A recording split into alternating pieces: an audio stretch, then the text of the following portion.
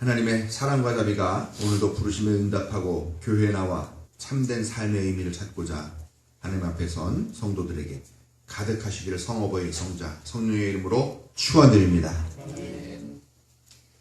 예, 지난 한 주간 어떻게들 지내셨습니까? 지난 토요일 밤에 많이 피곤하셨을 텐데 혹시라도 또 한 주간 리듬이 깨져서 고생하지는 않으셨는가 하는 그런 걱정이 좀 들었습니다. 여러분이 밤잠을 설쳐가며 날밤을 꼬박 새면서 토론하고 또 교제하고 하는 그런 어떻게 보면 고행인데요. 이런 고행이 좋은 결실을 맺을 수 있도록 서로 더욱 기도하고 노력해 주시기를 다시 한번 부탁을 드립니다. 예, 제 아내가 말하기를 지난주간 했던 한여름밤의 꿈 가을 수련회의 가장 큰 수혜자는 자기다라고 이렇게 얘기하더라고요. 예. 제가 말수가 좀 줄고 좀 격한 말을 좀 덜 했었나 봅니다. 겨우 한 주간 지났는데 뭐가 달라졌겠나 하는 생각을 좀 합니다만 많이 노력하고 있습니다. 요즘 제가 과묵한 사람이라는 소리도 가끔 듣기도 합니다. 지난 주일에 설교하면서 쓸데없는 또 그리고 상처 주는 말을 많이 하게 한 것에 대해서 제가 반성을 많이 했고요. 또 아울러 한 가지 더 반성하게 된 것은 우리 교회 오시는 분들이 다들 삶의 현장에서 그 누구보다도 치열하게 살아가시는 그런 분들이신데 주일에 또 교회 오시면 우리가 그 힘겨움들을 좀 위로하고 격려해야 하는데 그런 부분이 좀 많이 부족했다 하는 그런 생각과 반성들을 했습니다. 앞으로는 설교를 통해서 그리고 따뜻한 말 한마디를 통해서라도 서로 격려하고 위로하고 할 수 있는 그런 주일이 되도록 저도 노력을 하겠고 여러분들도 많이 애써주시길 부탁을 드립니다. 그러나 제가 방금 위로와 격려의 설교를 많이 하겠다고 했지만 요즘 우리가 나오는 말씀이 하필 야고보서예요. 야고보서는 핵심 주제가 실천하는 신앙인 거죠. 위로하고 격려하는 것도 중요한데 또 우리가 말씀 따라 살아야 된다라고 하는 그런 주제를 갖고 있는 야고보서 말씀이라 한동안 우리가 좀 더 열심히 하자, 좀 더 실천하면서 살자 하는 그런 말씀을 듣고 깨달아야 될 텐데요. 본의 아니게 죄송하게 됐고요. 그래도 이 말씀을 귀한 말씀으로 믿음으로 그렇게 받아주시기를 부탁을 드립니다. 오늘 말씀은 말씀을 행하는 사람이 되십시오라고 하는 명령형의 문장으로 시작을 하고 있습니다. 사실 우리가 그동안 너무 믿음에만 치중했죠. 교회에서 믿음, 예? 믿기만 하면 구원받는다. 안 믿어줘도 덮어놓고 믿어라. 믿습니까? 아멘. 구원받았으면 확신합니까? 아멘. 확신하지 못하면 당신은 구원받지 못한 겁니다. 이런 식으로 그동안 교회에서 참 많이 가르쳤죠. 로마서 10장 10절의 말씀은 사람은 마음으로 믿어서 의에 이르고 입으로 고백해서 구원에 이르게 됩니다. 라고 그렇게 전하고 있습니다. 그러다 보니까 우리 교회 안에서 믿음이라는 것이 철저하게 마음 안의 영역, 또 철학의 영역, 그리고 기껏 해봤자 그것이 입으로 발설되는 정도, 그 정도로만 많이 생각하게 되었다라는 것이죠. 얼마나 좋습니까? 내 마음에 있는 일을 누가 알 수 있어요? 들킬 염려도 없으니까 내가 믿음이 있는지 없는지 그저 내가 입으로 말하는 것으로만 검증받을 수 있으니까 우리의 신앙생활이 어떻게 보면 참 쉽고 편하게 그동안 되었다라는 거죠. 그러나 사도 바울은 그렇게 철학적 개념으로서의 믿음을 가르쳤을지 모르지만 사실 예수님의 가르침은 철저하게 실천적 신앙을 강조하고 있다라는 것입니다. 마태복음 7장 21절에 이런 말씀을 하십니다. 나더러 주님 주님 하는 사람이라고 해서 다 하늘나라에 들어가는 것은 아니다. 하늘에 계신 내 아버지의 뜻을 행하는 사람이라야 들어간다. 또 같은 마태복음 7장 24절 말씀 보면요. 그러므로 내 말을 듣고 그대로 행하는 사람은 반석 위에다 자기 집을 지은 슬기로운 사람과 같다고 할 것이다. 라고 말씀하십니다. 마태복음 25장 31절 이하에 있는 말씀을 보면은 심판의 날에 모든 민족들을 다 불러다가 그들을 반으로 쫙 갈라놓는 그런 이야기가 나옵니다. 양과 염소를 가르죠. 양은 하나님의 오른편에, 염소는 하나님의 왼편에. 양은 구원받을 사람, 염소는 구원받지 못할 사람을 상징하게 됩니다. 그때 가르고 나니까 이 양과 염소로 갈라진, 오른편과 왼편으로 갈라진 사람들이 얘기하는 거죠. 아니, 제가 언제, 하나님, 예수님께, 예수님이 어려움 처했을 때 제가 도와드렸습니까? 예수님 뭐라 그러냐? 내가 진정으로 너희에게 말한다. 너희가 여기 내 형제자매 가운데 지극히 보잘것없는 사람 하나에게 한 것이 곧 내게 한 것이다. 라고 이야기를 하죠. 또 반대편에 앉아있는, 왼편에 앉아있는, 염소로 분류된 사람들이, 아니, 내가 언제 예수님을 서운하게 해드렸고 내가 대접하지 않았습니까? 그랬더니, 내가 진정으로 너에게 말한다. 여기 이 사람들 가운데 지극히 보잘것없는 사람 하나에게 하지 않은 것이 곧 내게 하지 않은 것이다. 라고 말씀하시더라는 겁니다.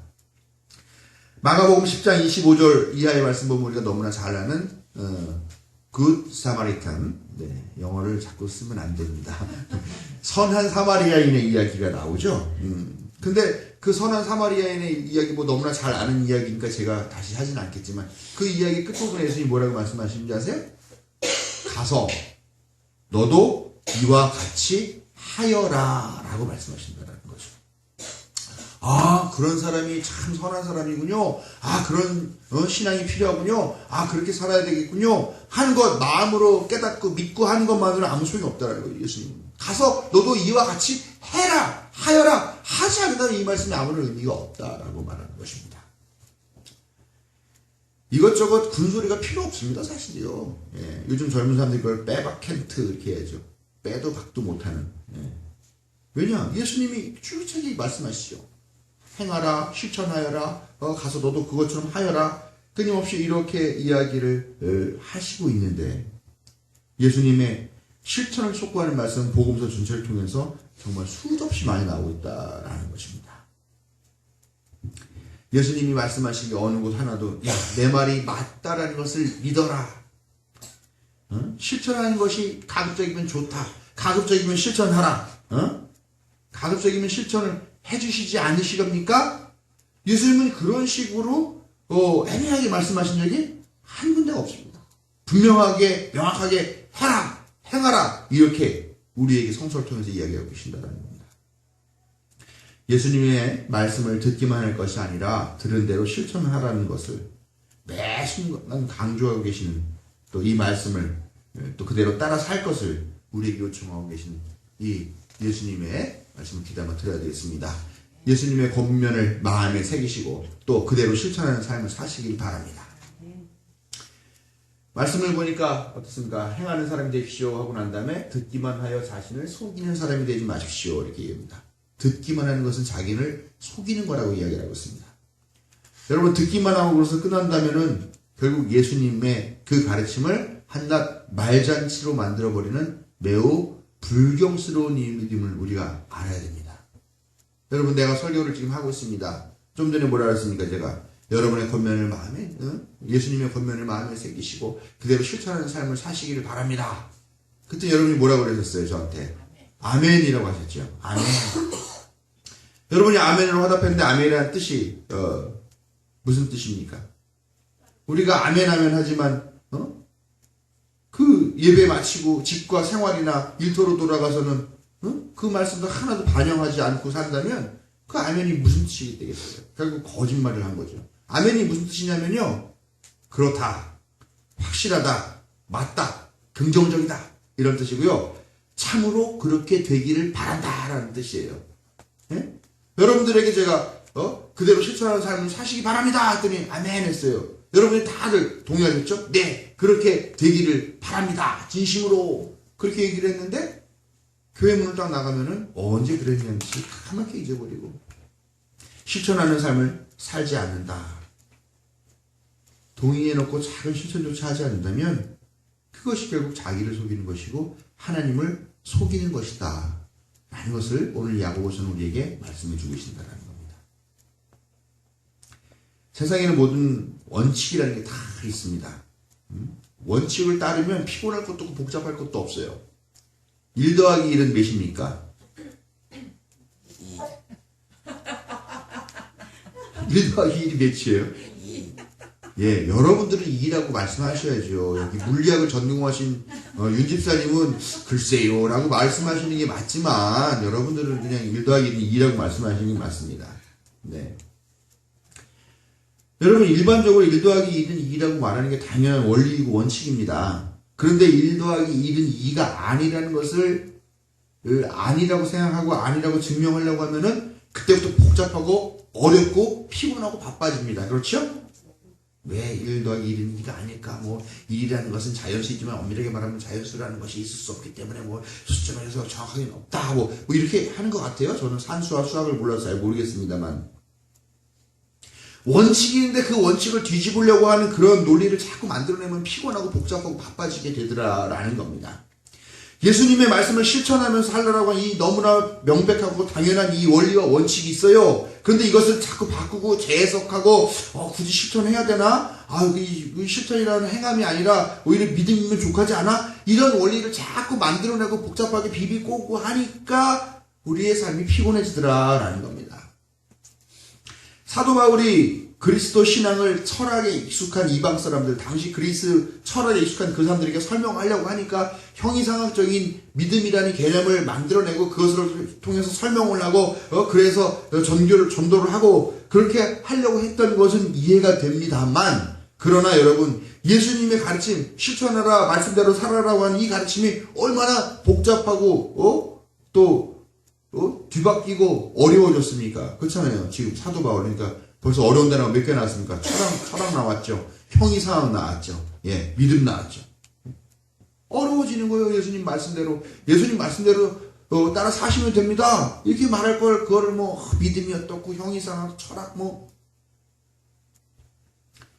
율법이 어쩌고 행함이 어쩌고 믿음이 어쩌고 그러다 보니까 우리가 사변에 빠지더라라는 겁니다. 예수님이 이렇게 말씀하셨어요. 가난한 사람은 복이 있다. 근데 이 똑같은 말씀이 또 마태복음, 제가 가난한 사람이 복이 있다라는 말씀이 마가복음에 나오는 말씀인데 똑같은 말씀이 마태복음에 나오죠. 거기는 뭐라고 나옵니까? 어떻게 가난한 사람이 복이 있다? 마음이 가난한 사람이 복이 있다. 가난한 것과 마음이 가난한 건 다른데 어떤 게 맞는 말씀일까요? 근데 일반적으로 성서를 쓴 사람, 성서를 연구하는 사람들은 마가복음이 먼저 쓰여졌고 마가복음 바탕으로 해서 마태복음이 쓰여졌다라고 보통 이해를 하고 있습니다. 그러면 먼저 쓰여진 게 더 예수님께서 실제 하신 말씀에 가깝다라고 볼 수 있는 거죠. 그렇게 따진다면 예수님은 실제로는 가난한 사람이 복이 있다라고 말했어요. 그런데 마태는 이거를 나중에 가난한 사람이, 마음이 가난한 사람이 복이 있다라고 해서 거기다 마음을 추가하게 됩니다. 왜 그랬을까요? 예수님은 가난한 사람이 복이 있다고 말을 했는데 마태복음이 전도를 하려고 하는 목적으로 마태복음을 썼는데 그런데 교인들이 다 가난해지기 원하는 사람이 어디 있습니까? 복 받으려면 가난해져야 된다. 예수는 안 믿고 말겠다. 부자 되고 부자 되는 게 낫지. 예수가 주는 복 안 받아도 돼. 난 부자 되는 게 더 좋아. 다 그렇게 되는 거잖아요. 우리 여기 있는 분들 여러분 가난한 사람이 복이 있습니다. 그러니까 다 재산 다른 사람에게 나눠주고 여러분 가난하게 찌질하게 사십시오. 그게 하나님께서 주신 복입니다. 그럼 누가 교회 나오겠어요? 이런 고민들이 생기게 되니까 마태는 거기다가 마음이라고 하는 단어를 하나를 더 추가하게 되는 거죠. 이때부터 복잡해지는 겁니다. 마음이 가난한 건 도대체 어떻게 가난한 거예요? 네? 마음이 가난한 건 어떻게 가난한 거예요? 아니 뭐 육체가 가난하면 마음도 가난해지는 건 알겠는데 육체는 실제 물질은 모르겠지만 마음이 가난한 건 도대체 뭘까? 복잡해지기 시작하는 겁니다. 거기에 사변이 생기는 게 되고 학문적인 해석이 가해져야 되고 이런 방식이 되더라라는 겁니다.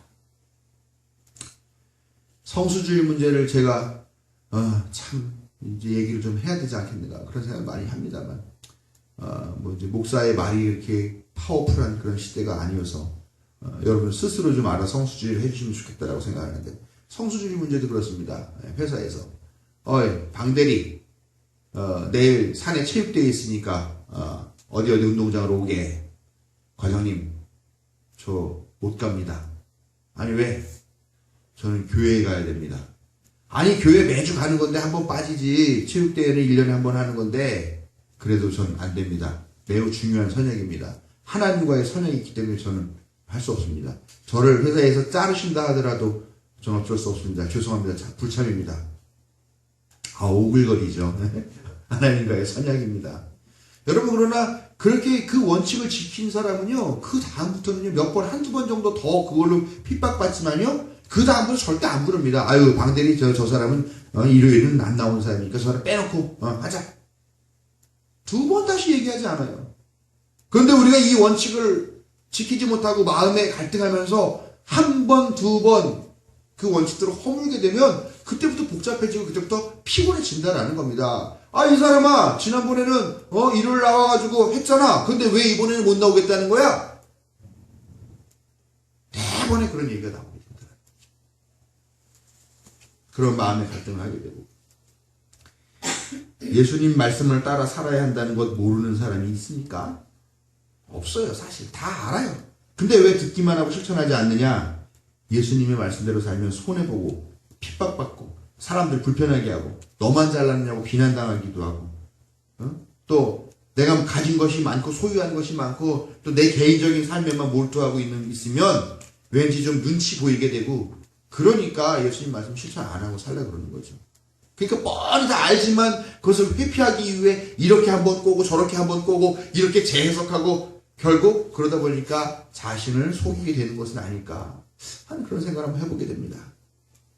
듣기만 하고 끝나는 것이 아니라 실천하는 신앙으로 자신을 속이는 사람이 되지 마시기를 주님의 이름으로 간곡하게 부탁드립니다. 하나님의 말씀을 따라서 그대로 실천하는 것은 과연 우리를 불편하게 하는 걸까요? 정말로 하나님 말씀 따라 살면 우리 불편하고 힘들고 아주 고생스럽고 맨날 핍박만 받고 결국 십자가에 못 박혀 죽게 되는 그런 끔찍한 결과를 초래하게 될까요? 야고보서에 보면은 율법이라는 단어를 쓰는데 여기에 완전한이라는 단어를 붙이고 있습니다. 그 말은 무슨 말이냐면 율법은 완전한 율법이 있고 불완전한 율법이 있다라는 얘기죠. 사도 바울이 지속적으로 율법하면서 비판하는 그 율법이 바로 불완전한 율법인데, 그 불완전한 율법은 유대교의 율법을 이야기하는 것입니다. 유대교 율법이라는 건 뭐냐 하면은 창세기부터 신명기까지, 창세기, 출애굽기, 레위기, 민수기, 신명기, 이 5가지의 성경, 오경이라고 하는데 이 오경을 율법서라고 부릅니다. 토라라고 하죠. 여기에 보면은요, 이렇게 하여라, 또 이렇게 하지 말아라 라고 하는 규정이 나오는데 다 세보니까 613개가 나온다고 합니다. 이것이 유대인의 율법입니다. 근데 이 율법이 어떤 방식으로 쓰여졌느냐면은 하나님의 자녀들을 억압하고 얽매는 그런 역할, 그런 기능을 하게 되더라라는 겁니다. 그래서 별로 중요하지도 않고 의미도 없는 그런, 규정들을 갖고 있는데, 이걸 갖다가 막 안 지키면은 막 탄압하고 넌 죄인이야, 넌 나쁜 놈이야, 넌 지옥 가 막 이런 식으로 하면서 협박하고 배제하고 추방하고 이러니까 사람들이 마지못해 이 율법을 지키게 되고, 이걸 지키냐 안 지키냐로 너는 참다운 신앙이냐, 신앙 깊은 신앙이냐, 아니야 너는 신앙이 없는 사람이야, 이렇게 판단하고 정죄하는 역할을 하게 되더라라는 겁니다. 결론적으로 율법의 기준은 뭐냐면 우리를 속박하는 기능이냐, 우리를 억압하는 기능이냐 아니냐로 완전 불완전히 나눠진다는 말입니다. 야고보서가 말하는 하나님의 율법, 이 완전 율법은 뭡니까? 우리를 속박하는 율법이 아니라는 거죠. 야고보서는 정죄하고 얼거매고 벌주는 율법이 아니라 우리를 자유하게 하는 율법이다라고 선언하고 있습니다. 이 율법은 새로운 율법이죠. 전혀 예수님께서 십자가에 달려 돌아가시면서 새롭게 우리에게 주신 율법, 그리고 그 율법은 우리를 자유롭게 하는 그런 율법이다라는 것입니다.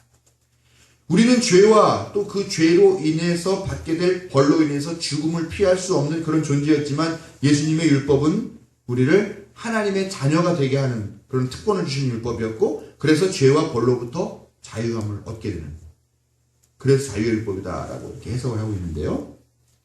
그런데 이 율법이 특이한 게요, 그렇다고 해서 우리를 속박하지 않는 율법이냐는 또 아니라는 거죠. 우리를 자유롭게 하긴 하지만 또 우리를 속박하는 것도 있습니다. 그런데 이게 우리를 속박하는 게 협박하고 배제하고 추방하고 하는 이런 논리로 우리를 속박하는 것이 아니라는 거죠. 우리를 억지로 매이게 하고 속박하게 하는 그런 것이 아니라 하나님의 말씀에 우리가 복종하게 하는데 자발적으로, 기쁨으로, 감사함으로 그렇게 복종하게 하는 그런 율법, 그런 파워를 갖고 있다라는 겁니다. 여러분, 속박과 자유의 차이가 뭘까요? 그것은 똑같은 일을 해도 어떤 마음으로 하느냐에 따라 다른 거죠. 여러분, 우리가 속박당하고 억지로 무슨 일을 한다고 하면 어떻게 하냐?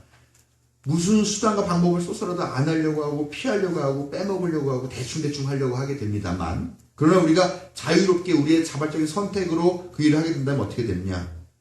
꼼꼼하게 하죠. 예? 아주 신나게 흥얼흥얼 콧노래를 부르면서 성실하게 완벽하게 그렇게 하려고 하더라라는 겁니다.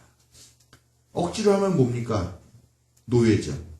자유롭게 하면 뭡니까? 주인입니다. 불완전한 율법은 우리를 노예로 만들지만 예수님께서 우리에게 주신 이 자유롭게 하는 이 율법은 우리를 주인 되게 하는 그런 율법이다라는 겁니다.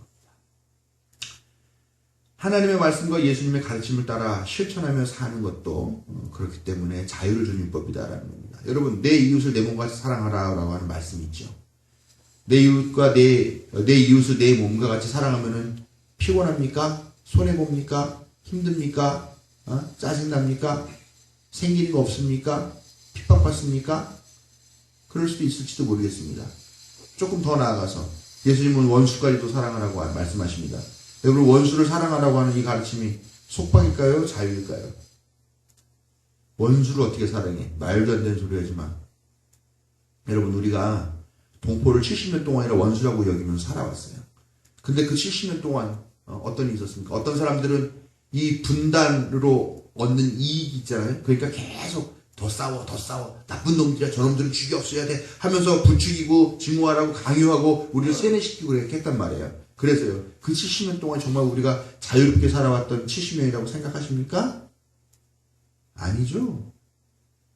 전쟁 났어요. 대결했어요. 끊임없이 서로 말로, 물질적으로, 군사적으로 도발하면서 다투고 있습니다. 그러다 심지어는 연평해전 같은 그런 국지전이 실제로 발발하기도 했습니다. 그 마음속에 남아있는 것은 증오라는 겁니다. 여러분, 증오, 어떤 한 가지 일의 마음속에 증오를 갖고 있는 사람은요, 그의 삶에 그 증오가 끊임없이 여러 방식으로 나와요. 네?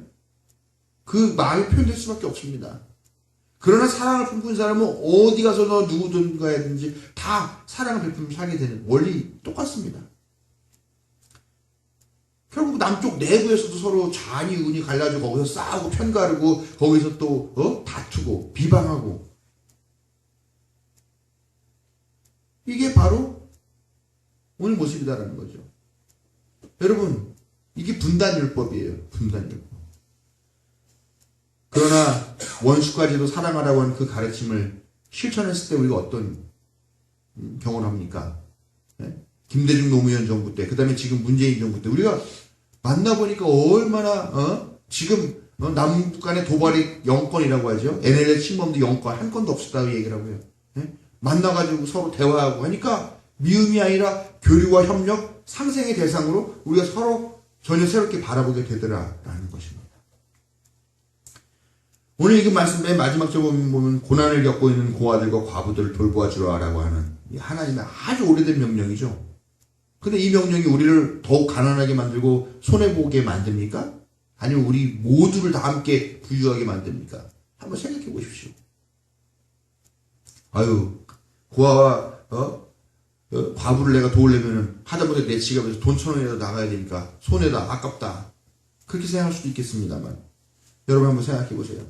빈부격차가 점점 더 심해지면 심해질수록 이 사회에서 늘어나는 증오 범죄 생각해 보셨나요? 또 빈부격차가 심해지면 심해질수록 부자들은 빈민들을 그만큼 더 혐오하는 현상이 늘어나게 되더라라는 겁니다. 과연 이게 속박입니까? 자유입니까? 우리가 보다 넓은 틀에서 봐야 된다는 거죠. 뭐가 피곤합니까? 노숙인들 위해서 가가지고 노숙인들 밥 떠주고 하는 그런 거에 내 돈 10,000원 정도 더 보태는 것, 그리고 시간 내서 그 사람 밥 퍼주는 그런 자원봉사하는 게 피곤합니까? 아니면 노숙자들 막 이게 와가지고 항의하고 그런 일들이 생겨가지고 그냥 경찰들 동원돼서 그 다음 잡아가고 막 하고 그런 문제로 사회적 문제가 돼가지고 그 비용을 내고 하는 게 더 피곤합니까? 사실은 우리가 정말 진지하게 생각해봐야 될 일이다라는 것입니다. 하나님의 말씀대로 사는 것은 우리에게 굴레가 아니라 해방이고 자유인 줄로 믿으시기 바랍니다. 죄와 벌, 악에서 풀려나서 자비와 평화, 화해와 상생, 평화의 또 나눔의 그런 길을 가게 하는 것이죠. 이것은 결코 속박이 아닙니다. 자유입니다. 여러분 자유의 율법을 따라 사시는 성도 여러분들 되시길 바랍니다. 실천하는 신앙은 속박이거나 손해보는 일이 아닙니다. 피곤하고 힘들고 어려운 일이 아닐 수도 있습니다. 그러나 우리는 고지고대로 하나님의 말씀을 따라 살면 피곤하고 힘들고 손해보고 어렵다는 생각을 먼저 하게 됩니다.